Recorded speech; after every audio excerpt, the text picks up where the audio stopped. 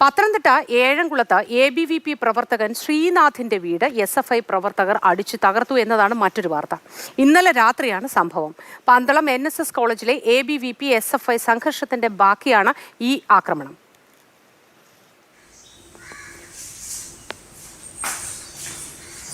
Jibin JB ചേരുന്നു.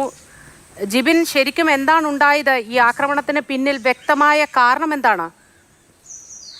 ഇന്നലെ Pandalam NSS കോളേജിൽ ക്രിസ്മസ് ആഘോഷത്തിന്റെ ഭാഗമായി ABVP SFI പ്രവർത്തകർ ഏറ്റുമുട്ടിയിരുന്നു.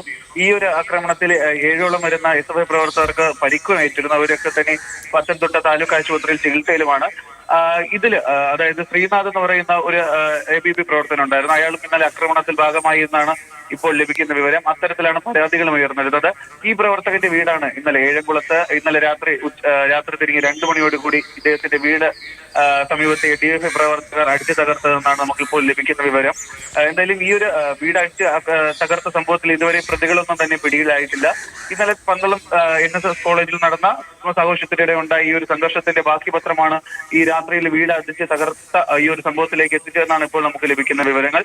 ഇതുമായിട്ട് ഈ ഒരു കേസുമായിട്ട് ഇനി മറ്റു പ്രശ്നങ്ങൾ എന്തെങ്കിലും ഉണ്ടായിട്ടുണ്ടോ, അതോ ഇത് കേസ് രജിസ്റ്റർ ചെയ്ത മറ്റു പ്രതികളെയൊക്കെ തന്നെ അറസ്റ്റിലേക്ക് കടന്നിട്ടുണ്ടോ എന്നുള്ള കാര്യങ്ങളൊക്കെ തന്നെ നമുക്ക് ഇനിയേ ലഭ്യമാവുകയുള്ളൂ. ശരി ജിബിൻ.